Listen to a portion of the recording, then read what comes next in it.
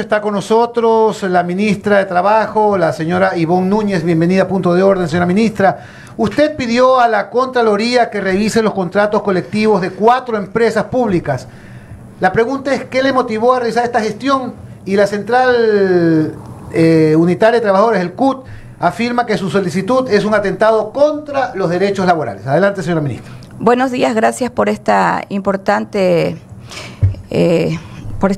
diálogo en la mañana del día de hoy. ¿Qué me motivó? Voy a decir dónde se origina todo. Se origina en el mes de marzo, cuando nosotros somos llamados a comparecer en una acción de protección en segunda instancia en el caso de CELEP. ¿Qué había en este caso? Había la propuesta del Comité de Empresa para trasladar a 1.080 trabajadores de los CEP al Código del Trabajo y que además se les pague desde la fecha del traslado todos los beneficios de la contratación colectiva. El costo de eso era $200 millones. Nosotros litigamos junto con el ministro Luque y también con el ministro de Economía y Finanzas, Juan Carlos Vega. Pues bien, nosotros ganamos en segunda instancia porque demostramos que ya la Corte, esto es importante, ya la Corte Constitucional se ha pronunciado en varias ocasiones que no es posible el traslado porque tienen régimen laboral propio y naturaleza propia de actividad.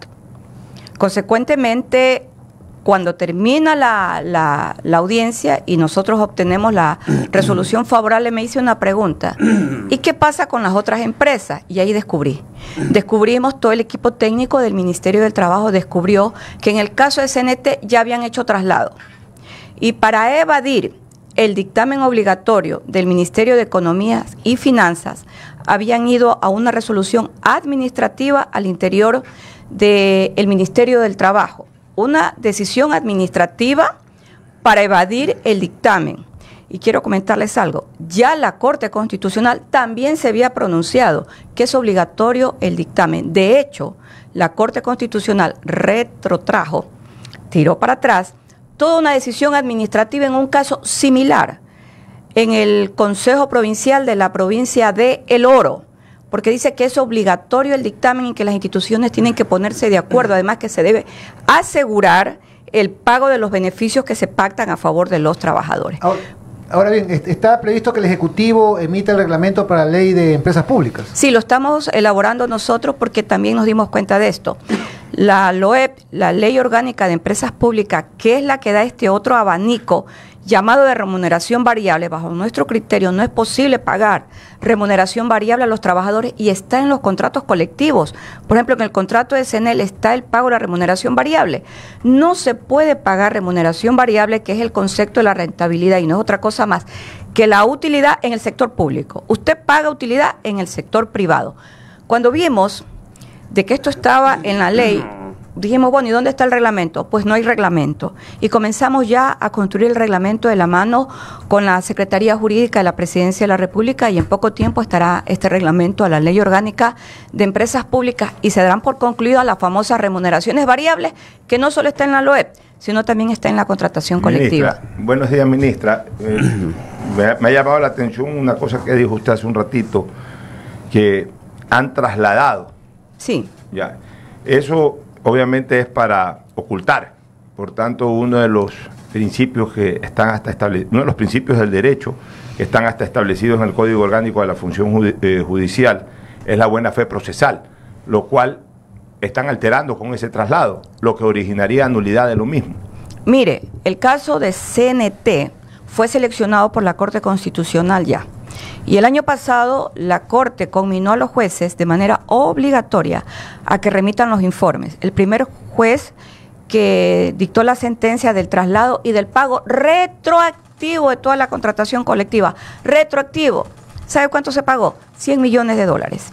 La Corte les pidió que remitan sus informes de sustento de sus decisiones al juez de primer nivel y también a los jueces que integraron el tribunal en su momento en la Corte Provincial de Manabí. Pues nosotros como Ministerio del Trabajo hemos comparecido en el caso, porque este caso fue seleccionado y la Corte advierte allí que habría una posible desnaturalización porque se crearon derechos en la contratación colectiva.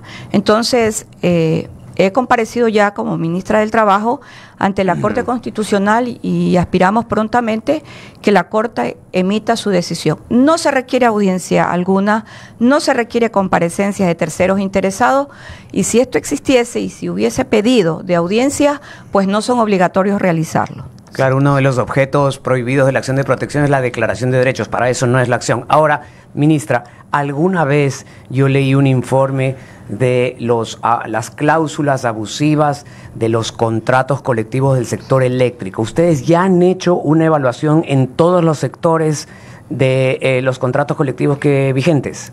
Aquí hay que señalar lo siguiente. La contratación colectiva está regulada en el mandato constituyente número 2. Ese mandato constituyente número 2 no ha sido derogado, razón por la cual la misma Corte Constitucional señala lo siguiente, que para la aplicación de este mandato y para la aplicación de los artículos 226, 229, 326.16 de la Constitución de la República surgieron decretos presidenciales. El 1701 y después el 225 que lo reforma, donde pone los techos y los límites en la contratación colectiva del sector público. Pues esos límites de estos decretos presidenciales, todos han sido incumplidos. Todos, absolutamente todos. Esto también a nosotros nos llamó la atención, porque si la Corte dice, a ver, la razón de estos decretos presidenciales que los emitió en su momento el expresidente Rafael Correa deben cumplirse, porque el origen es el cumplimiento de la Constitución y del mandato constituyente. Pues esos decretos han sido incumplidos. Señora ministra, Óscar del Bruto le saluda, muy buenos días. Con respecto a ese tema, si hay estos límites que han sido incumplidos y si se ha detectado contratos colectivos en donde el objeto parecería ser ilegal o ilícito precisamente porque rebasa estos límites, ¿el Ministerio de Trabajo ha planteado la nulidad de contratos colectivos que tienen estas distintas empresas públicas? ¿Podría hacerlo? Mire, yo le he planteado a la Corte, a la Contraloría General del Estado, y ya aceptó. El viernes pasado fuimos notificados como Ministerio del Trabajo en la primera fase, que es la fase del previo informe de acuerdo al artículo 18 del reglamento de la Contraloría. Yo le he planteado el examen especial que le realice a los 4 contratos colectivos. ¿Por qué? Porque hay manejo de fondos públicos. Y también hay decisiones administrativas que la Contraloría las debe analizar en este examen especial. Y le he solicitado a la Contraloría que si le toca determinar responsabilidades civiles, administrativas culposas y posibles indicios de responsabilidad penal, pues lo tendrá que hacer. ¿Sabe por qué? Voy a contar un caso adicional. Es que esto es un gran andamiaje que se armó y que por casualidad nosotros empezamos a hacer el estudio. Mire usted en el caso de CENEL. En CENEL también hicieron el traslado. ¿En qué cantón? Pueblo Viejo, provincia de Los Ríos. El tribunal confirma la sentencia.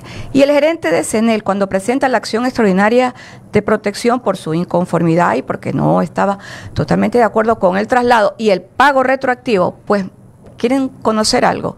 El gerente de CENEL, que presenta la acción extraordinaria de protección, decidió desistir 48 horas después, cuando usted como empresa del Estado no puede desistir de la litigación. No se puede desistir, salvo el caso que exista un acuerdo previo de alguna mediación con el aval de la Procuraduría General del Estado. Razón por la cual más me llamó la atención de este desistimiento. Todo este engranaje ha sido puesto en conocimiento del señor Contralor General del Estado. ¿Por qué?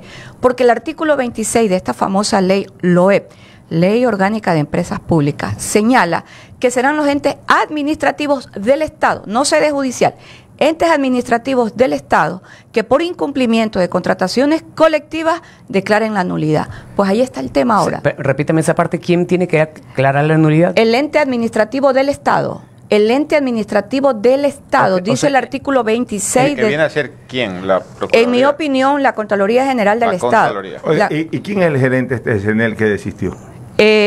Apellido y casa, solo recuerdo en este momento el apellido y casa. Desistió y a mí me llamó mucho la atención porque no hay desistimiento.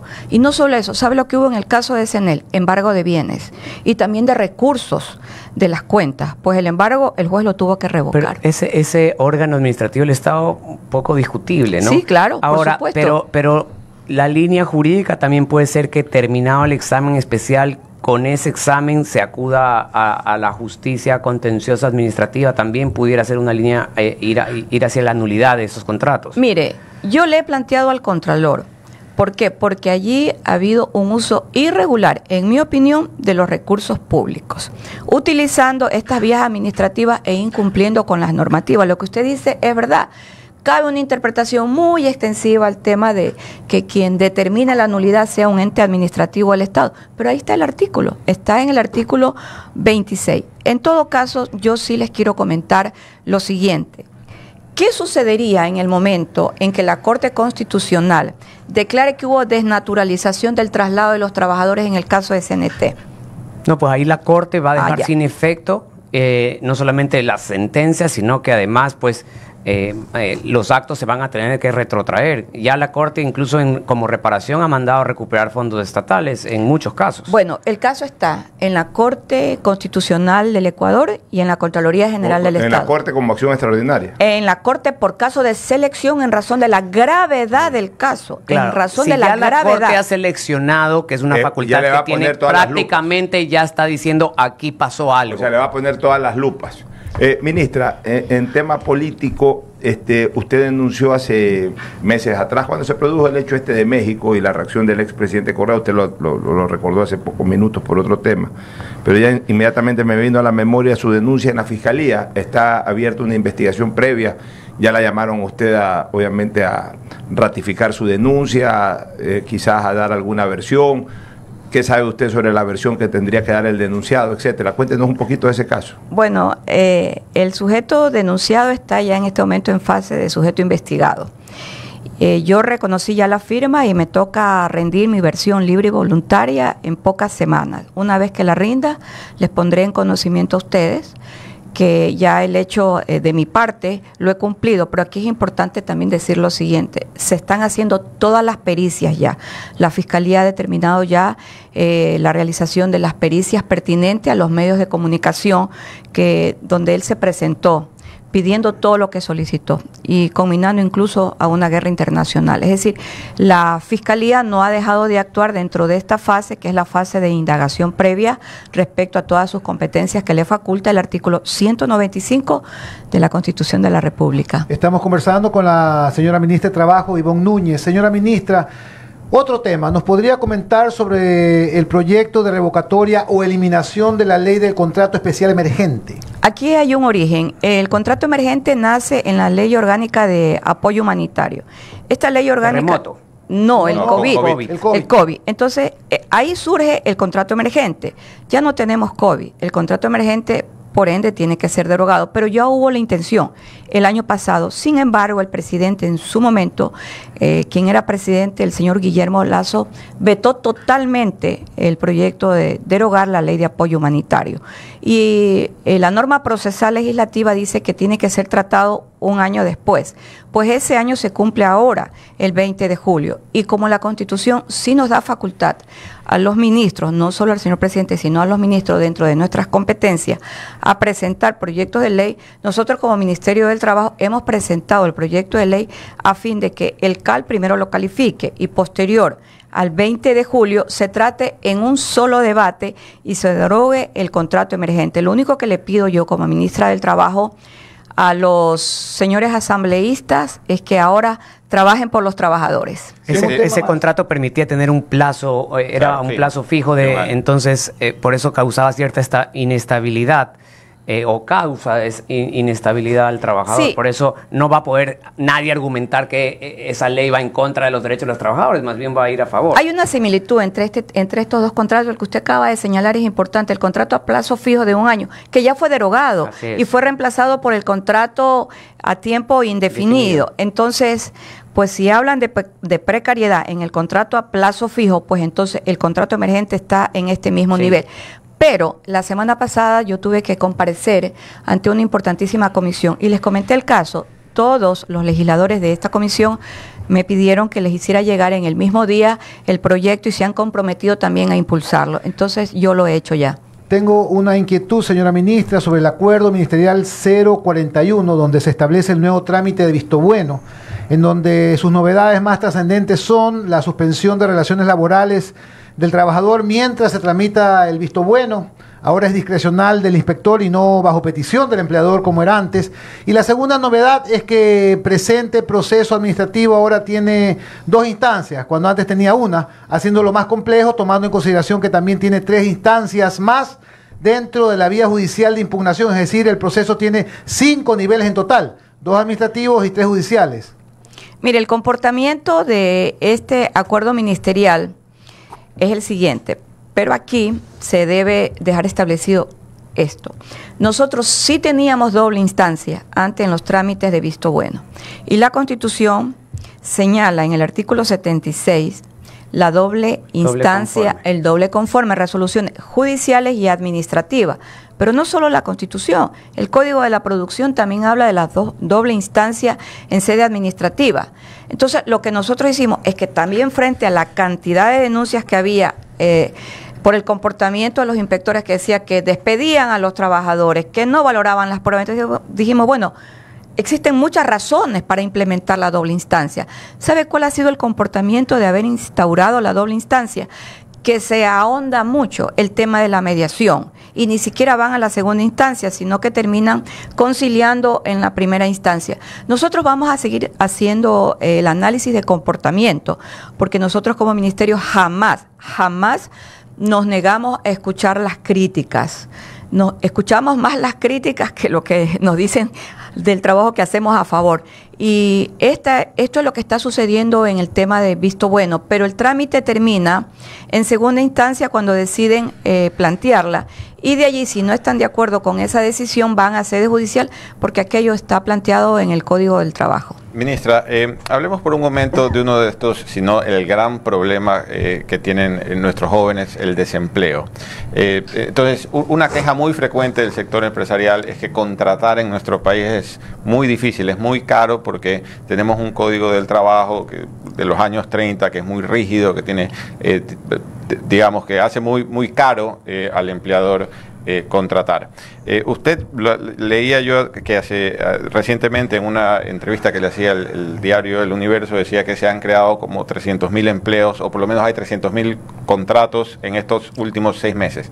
¿Qué podemos hacer a nivel legislativo para volver más atractiva la contratación, especialmente cuando ya la ciudadanía dijo que el contrato por horas no debía ir?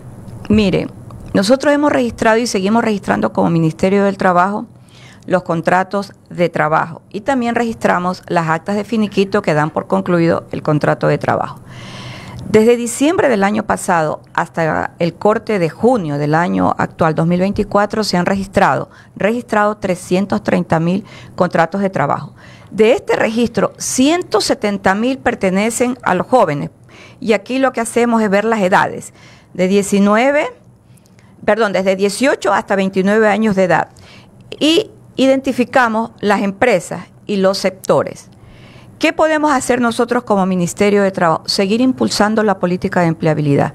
Y le hemos llamado a esta política del Ministerio del Trabajo, que es una propuesta del presidente Daniel Noboa, tocar las puertas a las empresas. Y hemos ya firmado los primeros convenios de compromiso de empleabilidad para los jóvenes. Lo hicimos ya aquí en la ciudad de Guayaquil con un holding muy importante que abarca 9.600 puestos de trabajo. Ellos se comprometieron a entregarnos 600 nuevos puestos de trabajo. Tenemos provincia de Cotopaxi y provincia también. ¿A cambio de qué? A cambio de que aplican la ley del incentivo tributario de los jóvenes. Ahí está el beneficio, que es un beneficio económico que lo comienzan a recibir. Mayor deducibilidad. Claro, mayor deducibilidad en el año 2025, a cambio de eso. Y tenemos ya también 4 empresas en dos provincias importantes, 2 en la provincia de Cotopaxi y 2 en la provincia de Chimborazo. Estos son los grandes nichos para nuestros jóvenes.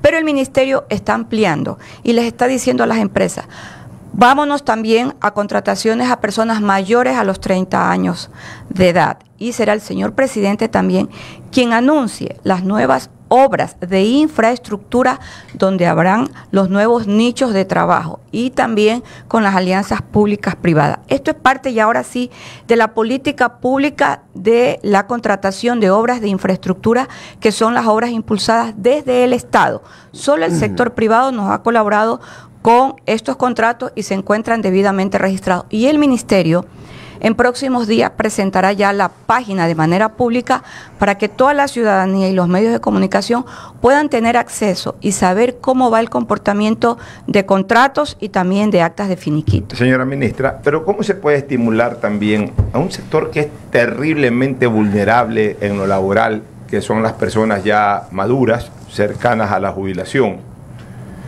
50 para arriba? Yo creo que aquí la mayoría de este panel somos de 50 para arriba. Yo le gano a toditos ustedes. Yo le gano a todos ustedes. Pero usted sabe cuál es el tormento de mucha de esa gente. Primero, que por la edad ya no los contratan. Segundo, que en muchas empresas, señora ministra, este es un mal social que tenemos en este país, que cuando ya están cerca a la jubilación, para obviar el tema de la jubilación patronal y todo, los despachan. Y después ya, una vez despachada una persona que todavía se siente en sus cabales, tanto mentales como físicos, para poder trabajar, no lo puede hacer y quedan en el desempleo total. ¿Qué se puede hacer para estimular al sector productivo de que también incorpore a la masa laboral a gente que pasa de 50 años, que normalmente es olvidada por las políticas estatales? Mire, aquí hay un segmento de la política de empleabilidad que no fija edades, que es el segmento de las mujeres. Y en el segmento de las mujeres nosotros tenemos la ley de economía violeta. Y en el tema de la ley de economía violeta hay un comportamiento allí. Se contrata a personas mayores de 30 años. Es decir, es el comportamiento que nos da el desarrollo del mismo sector productivo. Nosotros hicimos ya la ampliación para que presenten los planes de igualdad. La ley de economía violeta también tiene incentivos tributarios. Los planes de igualdad concluyen ahora en el mes de julio y estamos recibiendo peticiones de que los planes de igualdad sean postergados por varios meses, para varios meses más. Lo estamos haciendo porque lo que queremos es que este segmento tan importante de la población económicamente activa, que son las mujeres, no identificamos allí edades, ingresen como masa salarial activa. Y usted acaba de decir algo muy importante, que es el tema de las segundas y las terceras primaveras. Yo soy una mujer que pronto voy a cumplir 60 años de edad, por eso digo que soy mayor a todos ustedes. No, yo tengo que edad entonces. Bueno, entonces vamos de la mano, usted y yo. Bueno, 58, ahí vamos todos de la mano. Usted es mayor que nosotros, Pochito. Usted parece mayor. No me diga eso. No, pero ya yo soy mayor que... Aquí la más joven de todas es la ministra. Muchas gracias. Entonces, sí nos estamos preocupando de allí. Les decía a los legisladores la semana pasada que comiencen a estudiar por qué no eliminar la tercerización en los temas en los que se podría hacer, porque hay 3 áreas donde hay tercerización en el sector público. Porque hemos visto un comportamiento, en el caso de las personas que hacen la limpieza, la mayoría son personas mayores de 40 años de edad. Que vayamos paulatinamente y empecemos con la eliminación, paulatinamente eliminando la tercerización en el caso de el área de la limpieza, porque aquí hay un comportamiento de edad que nosotros lo hemos analizado. Las personas que son contratadas en el área de limpieza, la mayoría son personas de 40 y de 50 años de edad. Y qué mejor que contratarlos de manera directa y bilateral. Y este margen de ganancia, que ya lo han tenido desde el año 2009, 2010 hasta la actualidad, porque la tercerización para estas áreas surge a través de un mandato constituyente, que vayamos pensando también en ellos. Entonces, yo lo que hago como ministra es darles ideas, porque dependo mucho de quien todo el Ecuador depende del seno legislativo. Pero ahí, ministra, no es que discrepe, yo estoy de acuerdo con que por lo menos se están tomando decisiones al respecto, pero... O sea, no todos podemos pensar en el obrero, en la persona que limpia. O sea, hay personas de 40 y pico, de 50 y pico, 55 años, que son personas de escritorio también, que son personas que se han preparado para la vida y que han desarrollado mucha experiencia y mucho trabajo en el ámbito ejecutivo o de nivel medio ejecutivo, que quedan fuera, que se quedan sin trabajo. O sea, hay que pensar en ellos también. O sea, ¿qué política podemos generar para que se estimule puede ser una acción afirmativa igualita poniendo incentivos tributarios y contratas a una persona? Sí, estoy totalmente de acuerdo. Para incorporarlos a la y a masa mí laboral. y a mí me gusta que todos hablemos de estos temas y yo me siento muy contenta porque hemos comenzado en el Ecuador en estos últimos meses a hablar de cultura laboral. Y todas las ideas para mí son bienvenidas, porque entre todos tenemos que resolver la gran política de la empleabilidad, que no solo es del presidente Daniel Noboa, es una política que está diseñada en el artículo 326, es una política pública del Estado. El Estado antes nunca tuvo una política de empleabilidad para los jóvenes, por primera vez en la historia del Ecuador tenemos una política para los jóvenes. Por primera vez en la historia del Ecuador en materia laboral tenemos una política pública, ¿para quién? Para las mujeres. Entonces ahora vamos a la política pública para las personas mayores de 30 años, y lo que acaba de decir, para todos. El Ministerio del Trabajo ha firmado 2 grandes convenios desde que nosotros estamos frente al Ministerio. El convenio de la política de empleabilidad con las personas con discapacidad, que estaba allí guardado desde hace 3 años. ¿Y sabe también con quién? Con la comunidad LGBTIQ+. Me cayeron a golpe y porrazo. No importa. Tienen su derecho a no trabajar. importa, pero también estaba allí y he acudido a las convenciones de la comunidad LGBTI y tienen situaciones autocríticas muy importantes. Ellos, por ejemplo, uno de los llamados que ellos mismos se dicen ellos que tienen que cumplir dentro de los 5 puntos para llegar a una política de empleabilidad es tener preparación, lo que usted acaba de decir. Tener preparación, y dicen, nosotros tenemos que estudiar para poder presentarle tanto al sector público como al sector privado personas preparadas. Yo creo que esto es muy bueno hablarlo, porque aquí también se aplica a un tema que es el tema de la educación dual.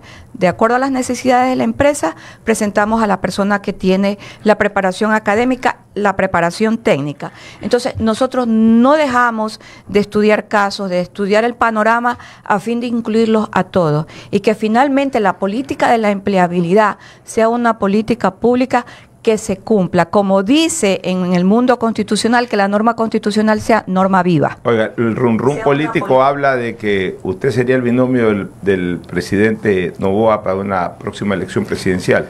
Mire, me preguntaron hace 2 días si era candidata a la asamblea y yo lo que dije fue ni Dios quiera. Yo estoy muy cómoda donde me encuentro, que es el Ministerio del Trabajo. El señor presidente en su momento lo dirá. Y lo que usted acaba de decir, que lo han comenzado a decir la semana pasada, lo que ha servido es para que en las redes sociales me den hacha y machete. Pero bueno, bienvenida al club.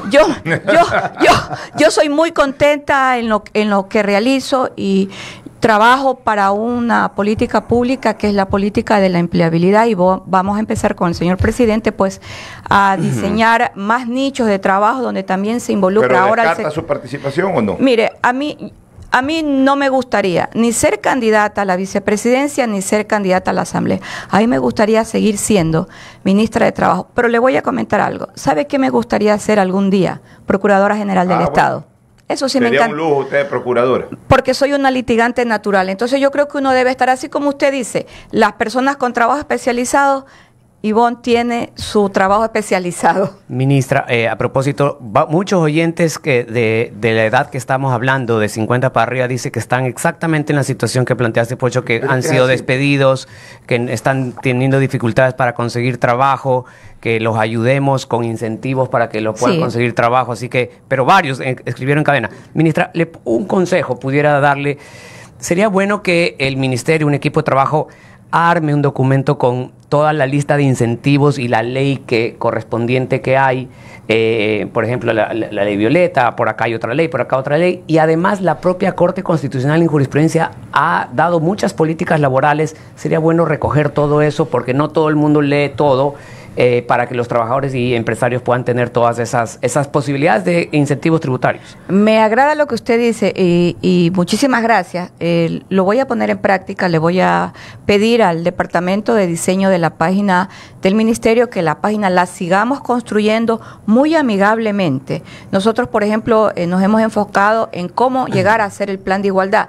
Pero en el tema de acá también es importante saber cuáles son los incentivos tributarios en el caso de los jóvenes. Y me voy con la idea, y se lo voy a plantear al señor presidente, que trabajemos también para incorporar a las personas de las segundas y terceras primaveras. Un Ecuador unido será un Ecuador fortalecido. Sin duda, uno de los mejores ministros de Estado es la ministra de Trabajo, Ivonne Núñez. Gracias por venir a Punto de Orden.